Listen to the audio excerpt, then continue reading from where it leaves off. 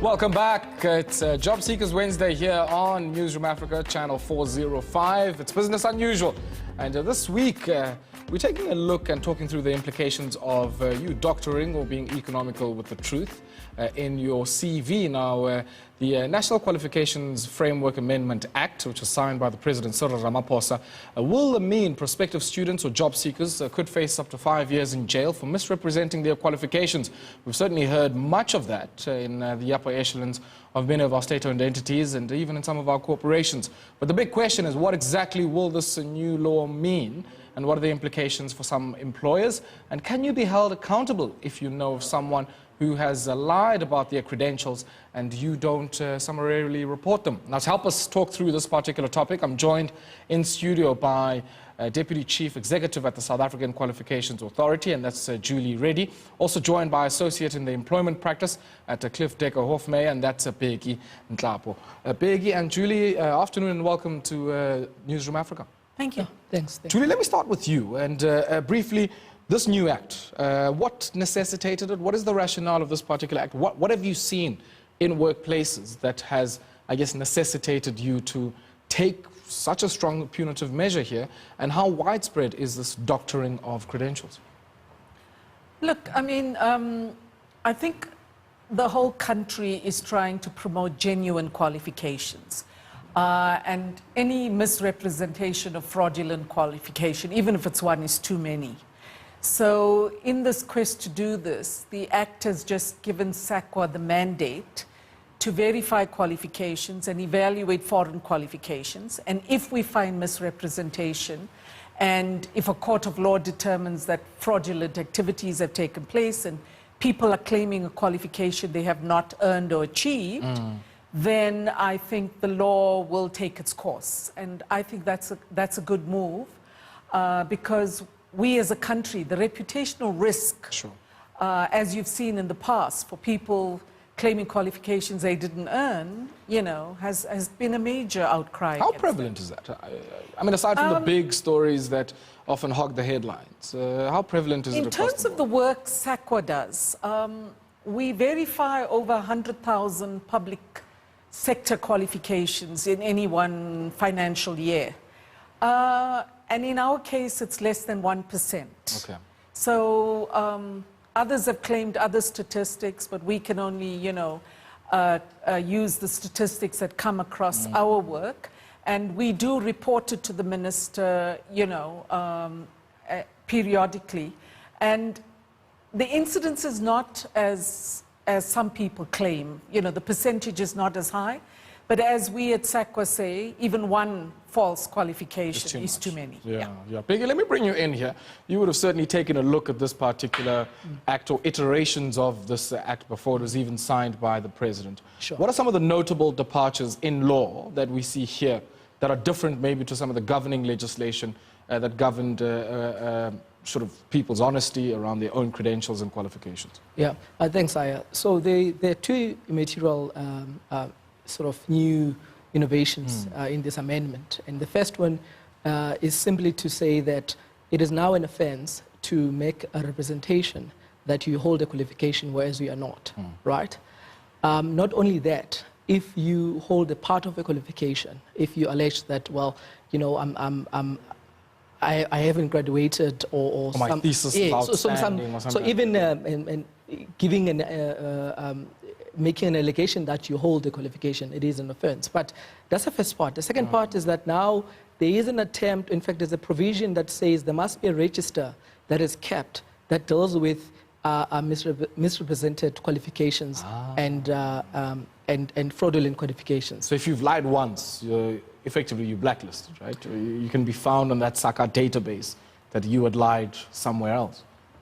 Just on that point, in the strict interpretation of the Act or in the amendment, you find that, in fact, it doesn't seem to say that. It seems to suggest that the register is for the qualifications themselves and not the individuals. However, this is different in practice because you could find that in the SAQA sort of in practice, they do have the individual, the qualification, the misrepresented qualification. So in the interpretation of the Act, you have that sort of issue that arises. Yeah. But why do you call it the street interpretation? I'm well, quite interested. Well, if you read the text of the Act and without having a background of SACA as to what has been happening in the past, and I believe that my colleague would have background into SACA to say, in fact, this provision means that we must bring the name of the person and stuff. Julie, is this just about qualifications, or all the qualifications you have listed in your qualifications framework? Or can it be,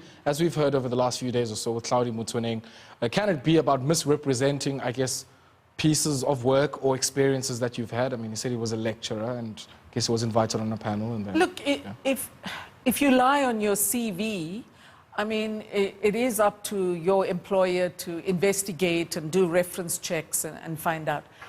We deal with qualifications specifically and part qualifications, you know. So SACWA registers qualifications and part qualifications on our National Learner Records database.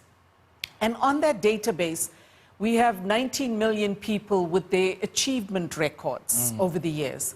We even have records that you would get through recognition of prior learning. And we have a list of providers who are registered and accredited to offer the qualifications.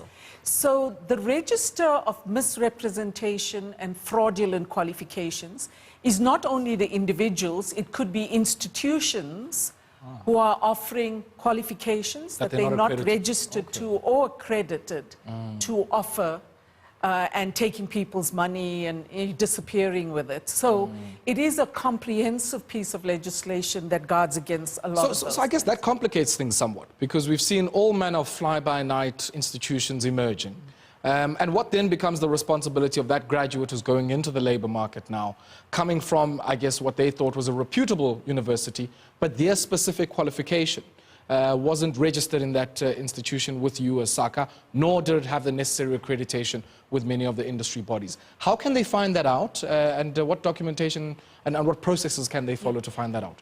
Look, people need to do their homework. You know, it's a big investment to study post-schooling.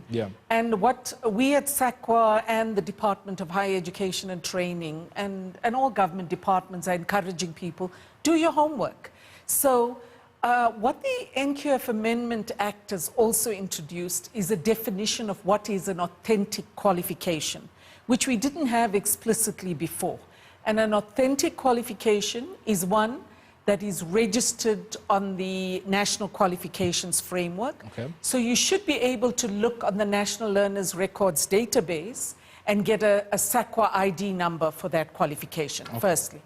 The second thing is the provider, it could be an education institution or a skills development provider, must be registered and must be, the program that it is offering must be quality assured and accredited by a quality council. We have 3 quality councils.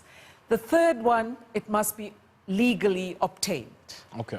So, you know, those 3 provisos make it really difficult for people now to come and say, you know, I didn't know what the requirements are. Where would I find this database online? If you go into the SACWA website and you look into the National Learners Records database, we have a number of registers. And as the colleague was saying, in future we will also have registers of misrepresented and fraudulent qualifications and qualification holders. Bheki, now we know the maximum sentence potentially here could be 5 years. But one would think that, you know, even from a legal perspective, there would be some factors that one can argue in mitigation. What would some of those be? I think just to take a step back, most of these issues with the misrepresentations hardly get to the point where SACA would be aware, because when someone misrepresents and an employer becomes aware, then there's a disciplinary action that follows, there's a termination, then that's the end of the relationship. So we need then to align the practice as employers to say we need to get information to SACA, right, one way or another. But but wouldn't employers, when you submit your CV, they have to verify. They would have to go to SACA to verify, would they not? So I agree with you, but I mean the fact that we saw the need to have this provision, it shows that clearly the system is not working, right? And I think one other thing on my side is that you could find that there's sometimes a gap between the what they called recruitment agencies and the client, whereby I say to a recruitment, I'm still studying towards an LLM. Then the recruitment agency in my CV says, this guy has an LLM. Because they want the money. Exactly. So now I'm faced with an employer who says, I lied, I said I have an LLM. But at the same time, we would need to check that clients of recruitment agencies, they verify whatever CV that goes out in the market. Yes. That's one other problem. But to answer your question, I think you have to take into account a lot of factors.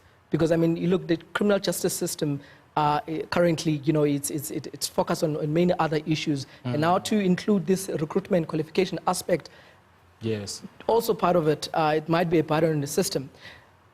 More than imprisonment, my view is that the provision is meant to be is meant to deter individuals from committing fraud. Not so much that you know you'll really go to you will go to prison, but it's more of a deterrent than anything else. Okay, let's pause there slightly, Julie. Unfortunately, fine and a prison sentence. Yes, fine and a prison and sentence. Okay, Julie and Bheki will continue with this conversation and maybe I guess argue whether or not this is an effective deterrent on the other side of this brief break. You're watching Job Seekers Wednesday here on Business Unusual. Remember, you can engage with us on social media. Ask us your questions and tell us what you think on the socials. Our hashtag is #BusinessUnusual and our handle is @405business_. I continue with Julie and Bheki on the other side of this brief break.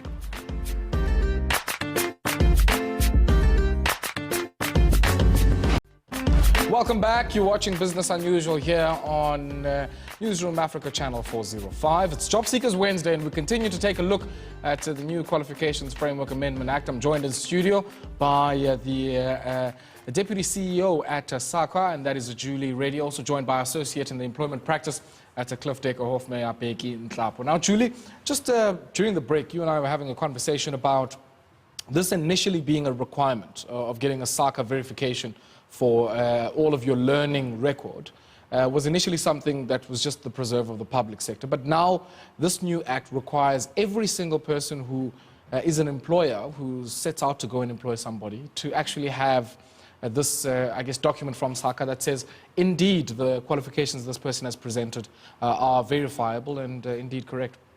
Yeah, the NQF Amendment Act really now mandates SAQA to verify all qualifications. As I mentioned during the break, previously we operated under a directive from the Minister of Public Service and Administration. So it wasn't mandated in the National Qualifications Framework Act of 2008 that SAQA had an explicit verification function. We did have a foreign qualification evaluation function, which also included verifying that that qualification was authentic if you got it overseas. But this act now very explicitly asks SAQA to verify the authenticity of a qualification. And just in that vein, I mean, Bheki, you were saying that process-wise, I mean, it might be easier for recruiters and recruiting processes and even just to try and hire somebody, to have that somebody already attach that verification from SAQA and say, look, I've said I have a BCom or I have a BCom honors, and indeed SAQA also verifies to that effect.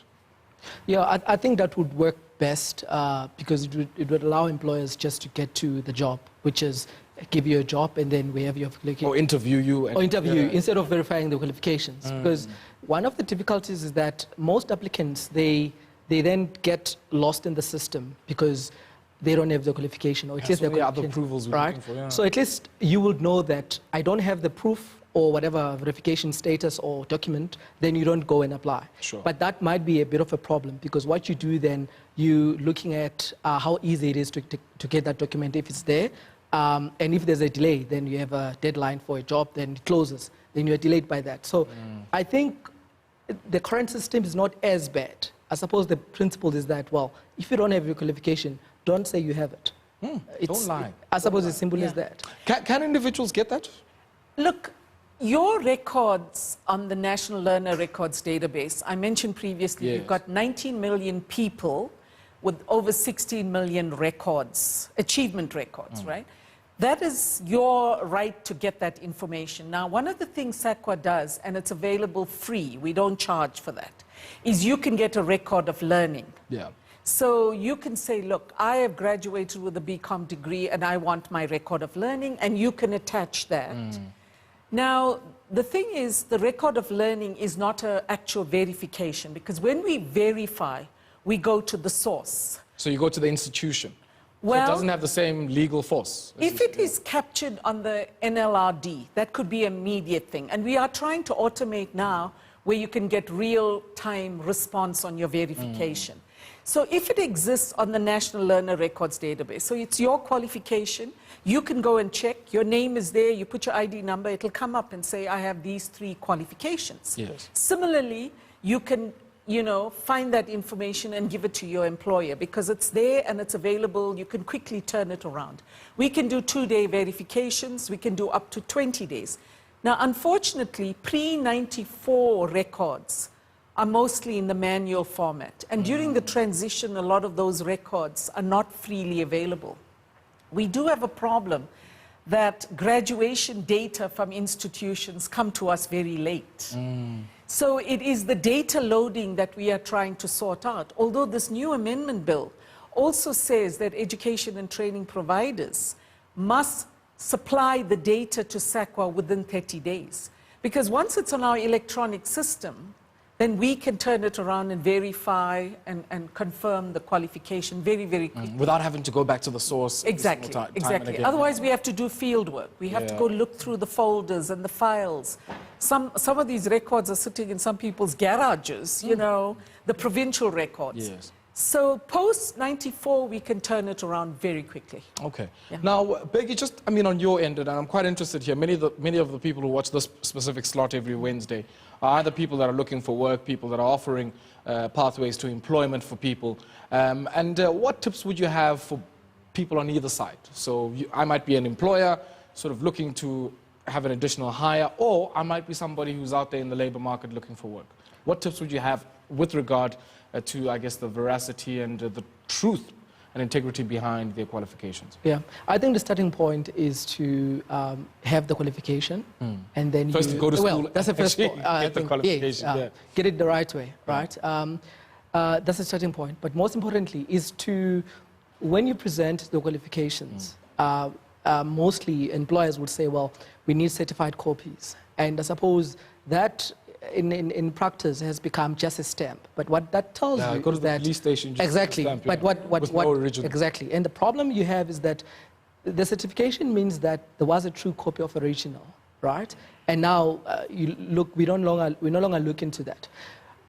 So I think have your copies certified, ensure that you have originals. Most importantly, I mean, from an employer's point of view, just be able to accommodate candidates in cases where, you know, for example, they have missing certificates, matric certificate is lost and stuff, because you would have instances where these things do happen, but it doesn't mean that that person will then fall under the act, But where now it would be. So when you say accommodate, I mean, we've seen cases of people sitting on boards, sitting in management teams, who said, yeah, my BCom certificate, it's coming, we're still looking for it, it got lost somewhere. And then you realize down the pike that this person doesn't have that qualification. Yeah, I think my colleague would be best placed to answer that, because I think, I mean, what would be missing is the document, is the paper. Sure. But on the system, this person would have... It should appear. It should appear. Yeah. So I think you can confirm, you know, you should be able to get that. Okay. Look, in terms of the Promotion of Administrative Justice Act, you know, we will never call something a misrepresentation unless we have verified and confirmed it. Sure. We don't even call it fraudulent, because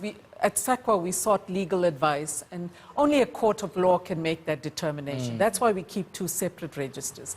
And we do realize that the implications of naming and shaming somebody has huge implications for that individual. Yeah. So we are very guarded about how we call things. If we can't find the qualification, if it's not on our database, if we can't find the original documents, we sometimes say, you know, we cannot come to a conclusion on that qualification. Because it is likely sometimes that there has been some, you know, the records are lost, or the records never got into the proper management information system. So, you know, the benefit of the doubt is we try to do the search, and unless we can confirm something, we don't claim any misrepresentation or fraud. All right, Julie and Bheki, we'll have to leave it there. Unfortunately, we have run out of time. Pleasure having the two of you here in studio to at least demystify and clarify some of these issues for us. Much of, I guess, what was in the news cycle about this particular amendment was what Bheki calls the street interpretations, and I have to leave that there for this Wednesday. We're back with you again tomorrow, where we take stock of some of the conversations we've had here on Business Unusual as part of our Throwback Thursday. But that brings us to the end of this installment. Remember, you can engage with us on social media. Our handle on Twitter is @405business_, and our hashtag is #BusinessUnusual. Tomorrow, we throw it back to some of the interesting conversations we've had. It's a wrap from us here. Do stay tuned to Newzroom Afrika.